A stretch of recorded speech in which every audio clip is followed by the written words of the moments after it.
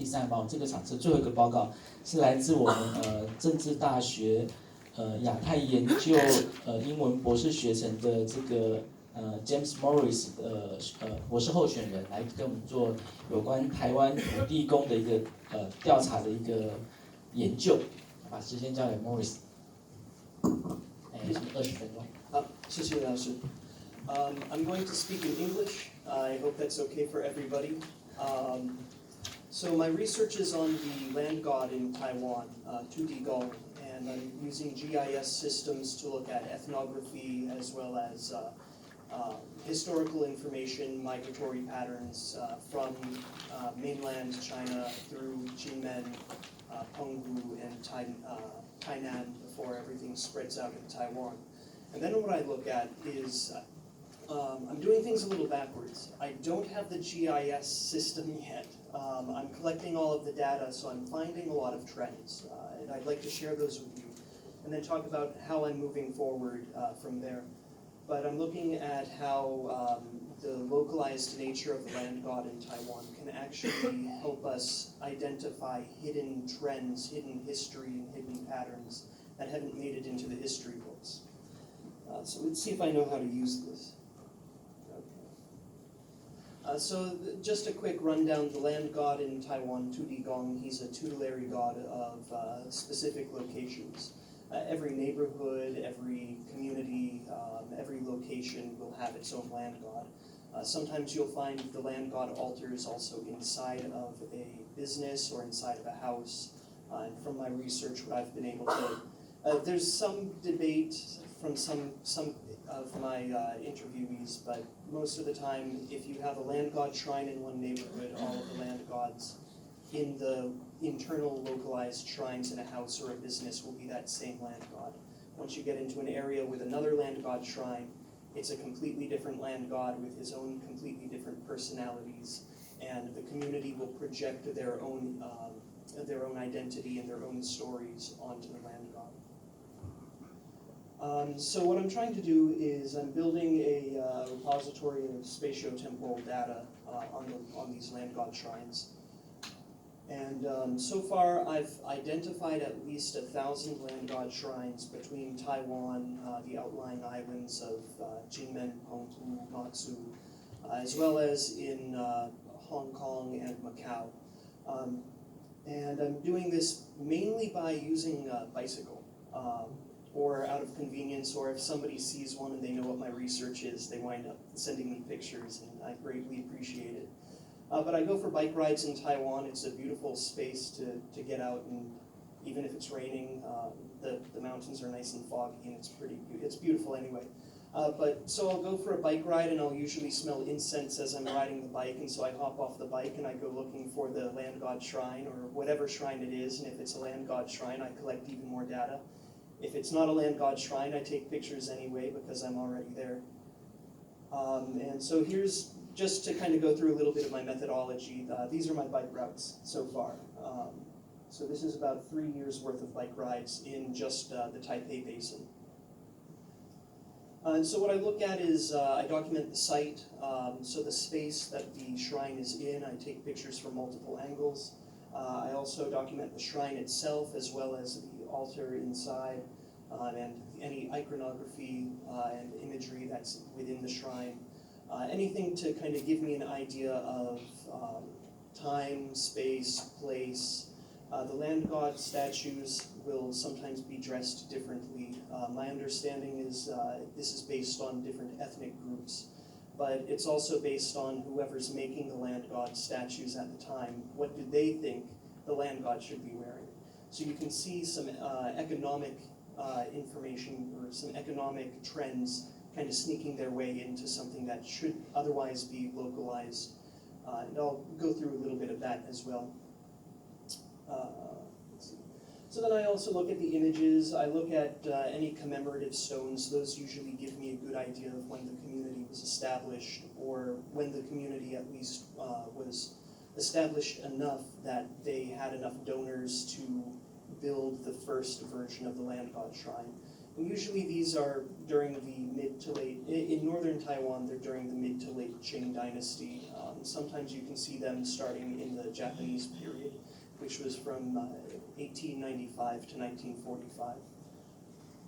And there's one more. And also, I also look at any signage, as well as any indication of renovations. Usually, any land god shrines that I find that have some history, it's usually a second or a third version of that shrine. And there was a period, also you can look at the materials. For example, these types of fake brick tiles tell me that it's definitely the Republic of China period that this one was last refurbished.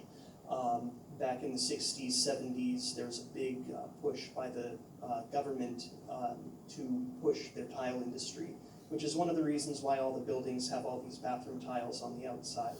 And depending on the size of the tiles on the outside of the buildings, you can usually get a good idea which decade they were put on the buildings.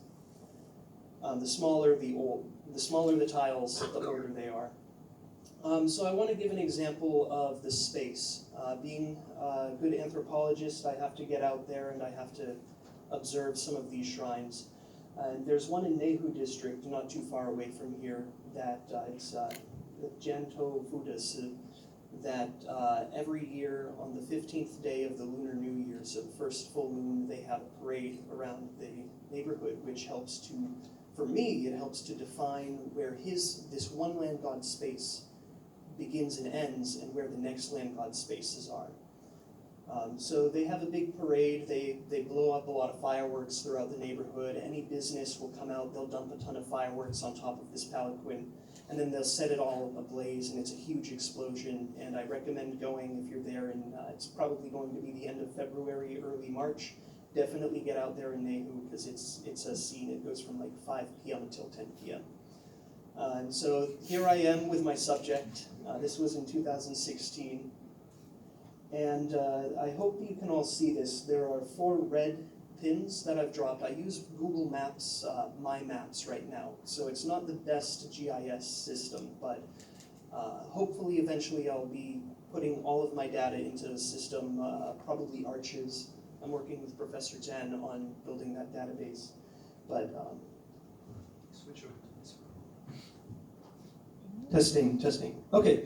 So what you can see is I have 1, 2, 3, and 4 red pins in this part of Nehu district. And the shrine that I'm looking at for this case is right here. The orange line is the parade route that he takes.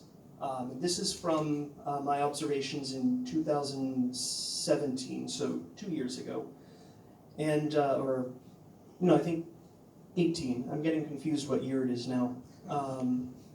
So this is the route that I followed with the land god during not the most recent parade, but the one prior to it.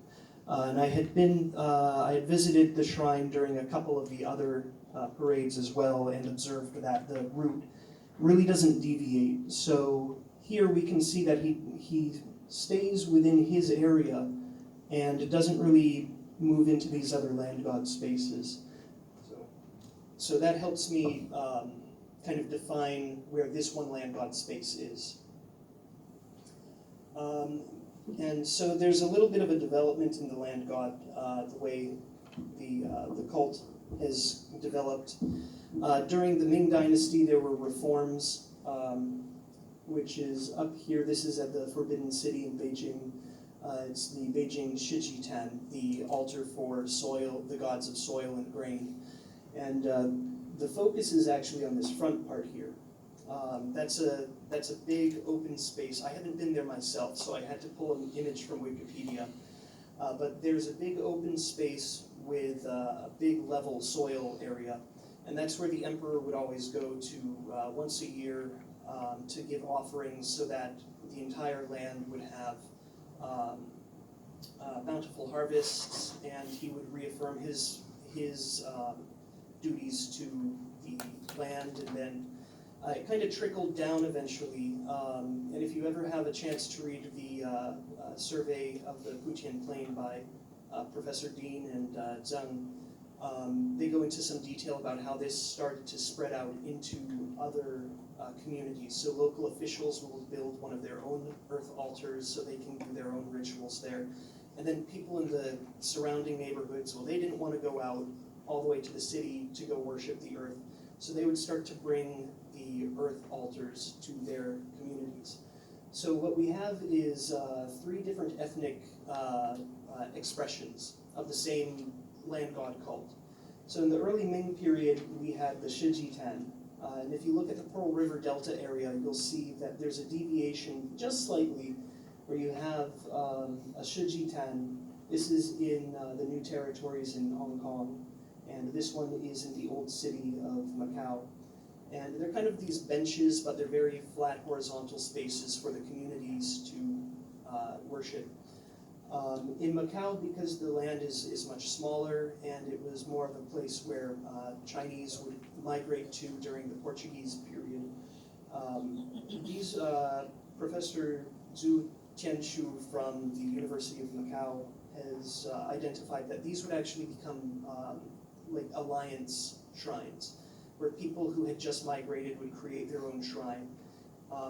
Meanwhile, in the middle, this is what we see developing in Fujian province, which is what eventually came to Taiwan, where you would have a Shijitan, but then people would say, well, we need to have a statue. And so they put a statue, and they would say, well, he needs to have a roof.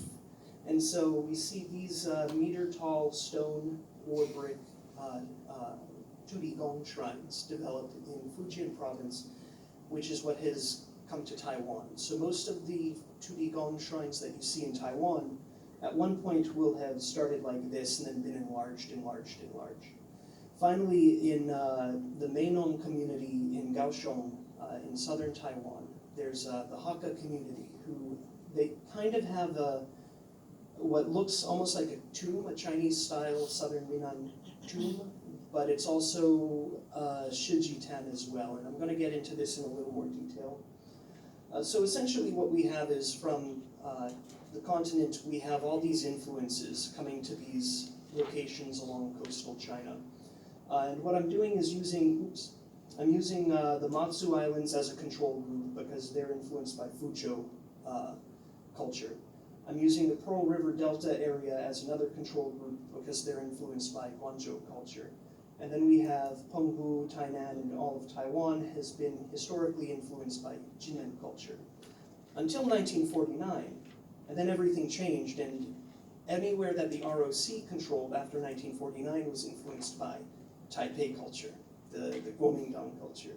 So we start to see after 1949 a standardization and a change that starts looking more and more like Taipei. And then with Hong Kong and Macau, I've found there's some evidence that at least economically they're influencing each other's land god cults. And I put this question mark here because I've seen some ideas that maybe some things have come from Taiwan to the Pearl River Delta, but I can't be absolutely certain.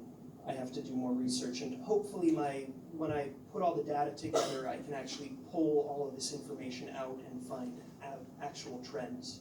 Right now, I'm still operating on a hunch. So where am I going here? Okay, so here's the development in Hong Kong. We have the Shijitans, and then at some point, people started to build roofs over their land gods. And then we have this more localized business and domestic form of land god worship, where you put a tablet outside of your business on the sidewalk or outside of your house, and it says Menko Tudi Taishen. So here it says it's a doorway for the land god to enter, but he's also a money god now. He's not just a land god.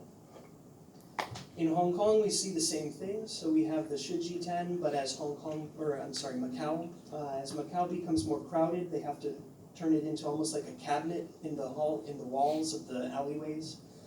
And then,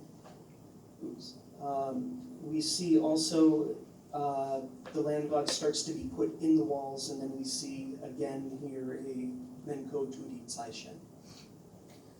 Meanwhile, the Minnan Southern Chinese culture that made its way to Taiwan, we would start by having these types of shrines, about 1 meter tall, and then they get enlarged. Sometimes a shrine is built around them.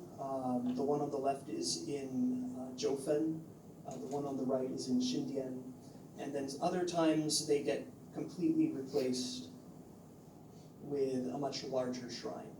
But you'll usually see the original iconography somewhere in there on the altar. So the houses get bigger because the communities get more prosperous. Meanwhile, in Meinong, we have this connection to a much older cult, a fertility, earth, death cult. And I don't want to get too, this is a completely different tangent that you could get on. However, they've kept encoded some of these patterns that you see in the tombs, and the land gods have the same kind of architectural pattern. And I gave a presentation a couple months back, but essentially there's this cosmological understanding that the earth is like a womb, and it always brings forth fecundity, it brings forth life. So if you were to bury somebody in a tomb like this, you would bury them in the hump in the back there, the little earth mound, and the idea is they are resurrected at some point in the future. The concept of Weiwei in Chinese, so the returning.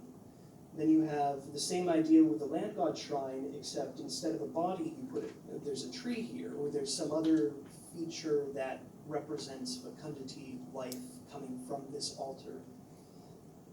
And so this is just kind of showing how these two different trends kind of merge from what I'm observing. Now, I can't say that this is for absolute fact 100% what happened, but there's a very good possibility that I hope I'm on the right track. So this is something I have to look into more, and I have to put the data together into a system. Once it's in the system, then I can get everything, figure out if it looks better or not. But what we see in the Hakka community in Meinong, Professor Streiter was kind enough to drive me out there. We do see these more organic, outdoorsy altars start to be closed off. And so we see these 20th century structures being built on top of these altar sites. And the Hakka, they believe that the written word is very sacred, so they save these I want to say tombstones. They save these stelae, and they put them underneath the altars. But then they put this new icon of Tudi Gong, the Taiwanese Tudi Gong, not the Hakka Tudi Gong anymore. So we see that now there's some influence on the Hakka community as well. So they've separated themselves through this architecture, but now things are kind of converging. And here's another example. Now this is I don't know who's building these shrines, but these are 3 different shrines from around Taiwan. One from Taitung, 2 from northern Taiwan, but they all have the same motifs on the side. They have this banner, like the green banner on the side of the shrines. They have the same motifs at the bottom. These are elephants and other animals parading. So we can see that now in the 20th century, 21st century, there's an economic trend that starts to develop. So I just want to give one more example. This is for the stelae that I find in shrines in the Taipei Basin. And there's evidence to suggest that the stelae were erected along the rivers in the Taipei Basin. Rivers are a source. You can always find a land god shrine along a river. You just have to walk the river long enough. However, in Taipei, there are also land god shrines in the mountains and also in the plain areas. But along the rivers, just to give, this map is just to show where we are in relation to what I'm about to talk about. So we're here in Academia Sinica. I'm going to mention Banqiao in a moment, and Songshan as well. So there's at least 66 shrines that have stela in them, and 59 of them I can confirm are the land god because they have this official name, Fu Zhenshen. And they all appear to be along the old historical waterways in the Taipei Basin. I haven't found a single one that isn't near a historical waterway. And so I've been looking at some of the data, trying to find dates associated with these stela. And the earliest one that I can find is from 1750, just after the Taipei Basin was opened up by Qianlong. And so the first one is in Banqiao district, and then the ones that I can associate with other dates, it almost appears that this trend began in Banqiao and moved up towards the Jilong River, towards where we are. And then one of the more relatively recent ones came back into the middle of the city. And some of them have similar motifs, like this motif of the sky, these circles. And then a localized expression, so here's Songshan, okay, 30 seconds. So here's Songshan district, and these two shrines here, oh no, wait, so 1, 2, 3, 4 down here, I think I have, yeah, okay. So these green dots are some of these shrines that I've found in Songshan district that have the stela in them.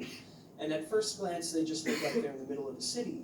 But using an older map, this is from the Department of Urban Planning in Taipei on their website, you can see the rivers that these green dots are along. And then these two towards the top, I want to point out something very unique. These stela, they're not made of stone, and they have the same kind of little design, this hump at the top. So that tells me that somebody somewhere in that area was influencing somebody else. They were either made by the same person, or somebody was a copycat. So here are some more expressions that I'm looking into. And I'm really bad at making conclusions, so I'm just going to say thank you. 谢谢Morris 的非常有趣的分享。有没有短暂的问题？我可以帮忙翻译，如果用中文问也没关系。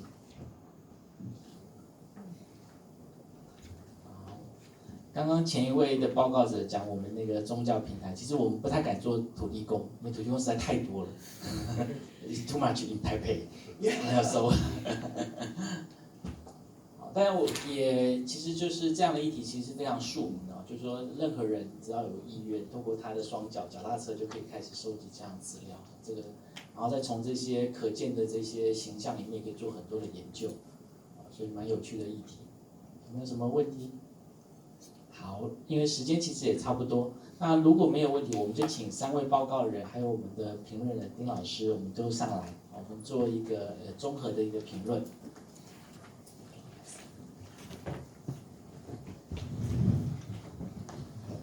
那待会丁老师会分别给3位报告人一点点的评论，那我会给点时间给3位报告人回应的时间啊，同时也会开放一点时间给各位与会者啊提出问题，所以各位可以同时也是思考一下有没有什么对3位报告者或者待会丁老师的评论里面也可以做一点回应。好，那把时间交给丁老师。谢谢主席那个谢谢3位报告者，都是非常精彩，都是不同层次的资料累积整理分析的成果，所以我们可以看到很多有趣的问题，从方法论来讲，或者从结果从表现的方式都可以看到很有趣的问题。所以都很集中，就是说今天这3个讨论都可以一起讨论。那么就从普渡大学那边开始，我们确实很高兴那些资料现在可以下载，这个是第一高兴的事情。那么过去为什么不可以？我也